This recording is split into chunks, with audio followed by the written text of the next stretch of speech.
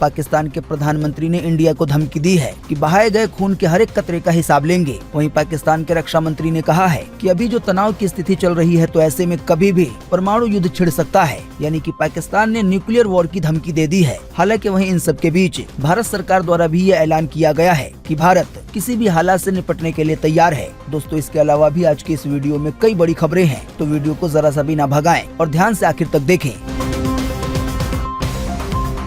कि बहाए गए खून के हर एक कतरे का हिसाब लेंगे। ऑपरेशन सिंदूर से बौखलाए पाकिस्तान के प्रधानमंत्री शहबाज शरीफ ने दी है भारत को धमकी। जी हां, ऑपरेशन सिंदूर के बाद पाकिस्तान के प्रधानमंत्री शहबाज शरीफ ने देर रात अपनी जनता को संबोधित किया। इसी संबोधन में शहबाज शरीफ ने कहा कि भारत को हवाई हमले के परिणाम भुगतने होंगे, बहाए गए खून के हर एक कतरे का हिसाब लेंगे। वहीं शहबाज शरीफ ने आगे कहा कि भारत के एक्शन में असल में पाकिस्तान की जीत हुई है। जानकारी के मुताबिक पाकिस्तान ने इस बात का दावा किया है कि भारत के हवाई हमले के जवाब में पाकिस्तान ने बड़ी कार्रवाई कर दी है और इसी के तहत 5 भारतीय लड़ाकू विमानों को मार गिराया गया है। वहीं इसी बीच पाकिस्तान के रक्षा मंत्री ख्वाजा आसिफ ने कहा है कि भारत को कल के हमले में, यानी कि भारत ने जो हवाई हमला किया उसमें भारत को बहुत ज्यादा नुकसान हुआ है। इसी नुकसान से उबरने के लिए भारत दोबारा हमला कर सकता है। पाकिस्तान के रक्षा मंत्री ने ये भी कहा है कि अभी जो तनाव की स्थिति चल रही है तो किसी भी समय परमाणु युद्ध छिड़ सकता है। हालांकि अब इन सब के बीच भारत सरकार की ओर से बड़ी खबर आ रही है कि सिंदूर का हिसाब पूरा हुआ, लेकिन पिक्चर अभी बाकी है। जी हां, ऑपरेशन सिंदूर का पैगाम साफ है कि आतंकियों ने अगर फिर किसी हिंदुस्तान का सुहाग मिटाया तो वो दुनिया से मिटा दिए जाएंगे। अभी हाल ही में इस मामले में भारतीय सेना ने ये बात साफ साफ कही है कि ऑपरेशन सिंदूर अभी ओवर नहीं हुआ है, ये ऑपरेशन खत्म नहीं हुआ है। इसका मतलब साफ है कि अगर पाकिस्तान ने कोई गलती की, हमले के जवाब में हमला वगैरह किया तो उसकी तबाही तय है। आसान शब्दों में कहें तो अगर पाकिस्तान ने हमला किया तो भारत द्वारा दोबारा हमला किया जाएगा। ऐसे में जंग शुरू हो जाएगी। इसी बीच एक बड़ी खबर आ रही है कि देश के गृह मंत्री अमित शाह ने अभी हाल ही में एक हाई लेवल मीटिंग की। इसी मीटिंग में कहा गया है कि भारत किसी भी हालात से निपटने के लिए तैयार है। वहीं आपको बता दें, इसी बीच एक और बड़ी खबर आ रही है कि आज गुरुवार को सुबह 11 बजे मोदी सरकार द्वारा ऑल मीटिंग पार्टी बुलाई गई है। जानकारी के मुताबिक इस मीटिंग में कई महत्वपूर्ण मुद्दों पर बात होगी। ऐसा हो सकता है कि जब आप ये वीडियो देख रहे हो उस समय तक मीटिंग हो गई हो और आगे के बड़े अपडेट्स आ गए हो। अब देखें एक और बड़ी खबर कि पाकिस्तान में आधी रात होते ही बजा सायरन। रावलपिंडी से कराची तक ब्लैकआउट किया गया। पाकिस्तान को डर था कि भारत फिर से हमला कर सकता है। जी हाँ, पाकिस्तान ने बुधवार गुरुवार की रात, यानी कि जो रात अभी बीती है, उस रात में पाकिस्तान ने अपने लोगों से कहा कि सभी लोग घरों में रहें। मीडिया रिपोर्ट्स के मुताबिक भारतीय सेना की कार्रवाई की आशंका के चलते सियालकोट से लेकर रावलपिंडी तक पूरी रात के लिए बत्ती गुल कर दी गई थी, यानी कि ब्लैकआउट कर दिया गया था। आसान शब्दों में कहें तो पाकिस्तान को अभी भी इस बात की आशंका है कि भारत अभी भी चुप बैठने वाला नहीं है, फिर से हमले कर सकता है। तो इन सब बयानों के आने के बाद पाकिस्तान के कई हिस्सों में इस तरह की बड़ी बड़ी पाबंदियां लगने के बाद ये आशंका काफी ज्यादा गहरा गई है कि भारत दोबारा हमला कर सकता है, क्योंकि भारतीय सेना ने भी इस बात को साफ कर दिया है कि जो ऑपरेशन सिंदूर है अभी वो ओवर नहीं हुआ है,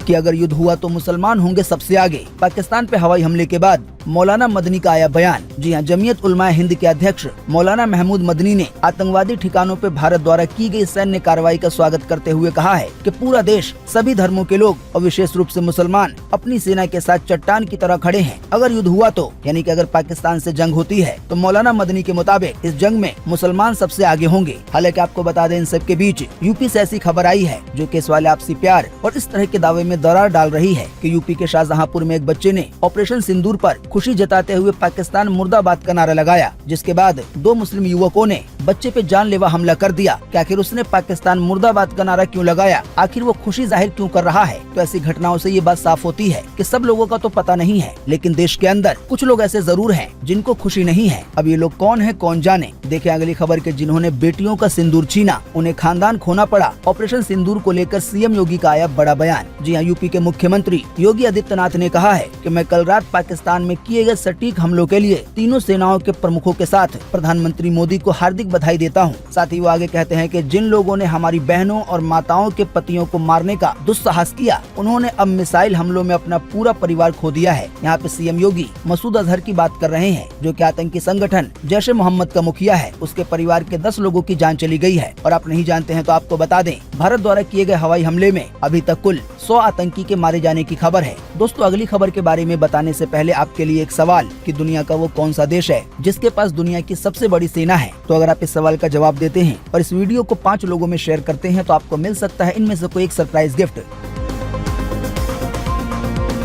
देश के 244 शहरों में 12 मिनट के लिए हुआ ब्लैकआउट, बिजली पूरी तरह से काट दी गई। वहीं मॉक ड्रिल में हमले से बचने के तरीके सिखाए गए। जी हां, देश के 25 राज्यों में अभी हाल ही में बीते रोज 12 मिनट के लिए ब्लैकआउट किया गया। ये ब्लैकआउट 244 शहरों में किया गया। इससे पहले इन्हीं शहरों में युद्ध के दौरान बचाव के तरीके को लेकर मॉक ड्रिल हुई। इसमें लोगों को, कर्मचारियों को, छात्रों को आपात स्थिति में, जंग के हालात में बचाव और लोगों को निकालने के तरीके समझाए गए, सिखाए गए। देखें अगली खबर के पाकिस्तान में ऑपरेशन सिंदूर पर भारत के साथ है अमेरिका। डोनाल्ड ट्रंप बोले कि वो चाहते हैं कि भारत और पाकिस्तान इस संघर्ष को रोकें। साथ ही वो आगे कहते हैं कि अगर मैं कुछ मदद कर सकता हूं तो वहां पे मौजूद रहूंगा। वहीं आपको बता दें, डोनाल्ड ट्रंप का एक और बड़ा बयान वायरल हो रहा है। जानकारी के मुताबिक अभी हाल ही में डोनाल्ड ट्रंप ने कहा था कि जल्दी मैं एक ऐसा ऐलान करने वाला हूं जिससे धरती हिल जाएगी, यानी कि पूरी दुनिया के देश हिल जाएंगे। अब ये ऐलान डोनाल्ड ट्रंप का क्या होगा, ये तो ऐलान होने के बाद ही पता चल पाएगा। देखें एक और बड़ी खबर के कतर के अमीर ने पीएम मोदी से फोन पर बात की और कहा कि आतंकवाद के खिलाफ इस लड़ाई में हम आपके साथ हैं। जी हां, इजराइल समेत कई देशों के बाद अब कतर ने भी भारत का समर्थन किया है।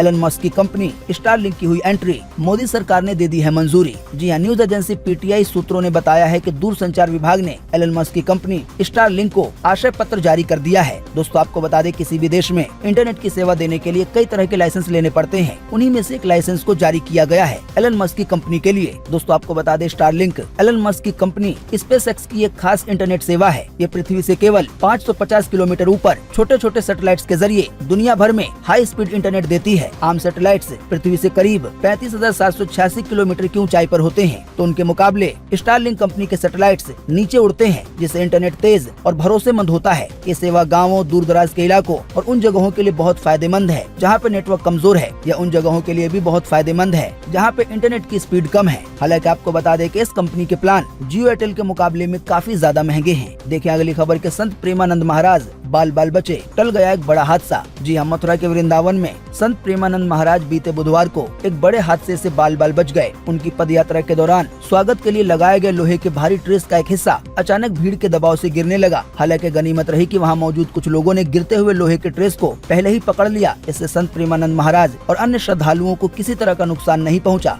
देखिए अगली खबर के इलाहाबाद हाई कोर्ट के जज यशवंत वर्मा देंगे इस्तीफा। घर पर मिले जले नोटों की जांच में दोषी पाए गए हैं। जी हां, जस्टिस यशवंत वर्मा के घर पर नकदी मिलने के आरोपों की जांच के लिए बनाई गई कमेटी ने अपनी report chief justice of India यानी कि सीजेआई को सौंप दी है। इस रिपोर्ट में जस्टिस वर्मा को दोषी ठहराया गया है, क्योंकि जज के घर से जले हुए नोट मिले हैं। अब ऐसा पता चला है कि ये जज जल्दी इस्तीफा दे सकते हैं। हालांकि अगर वो इस्तीफा नहीं देंगे तो उनकी बर्खास्तगी के लिए राष्ट्रपति को सिफारिश भेजी जाएगी।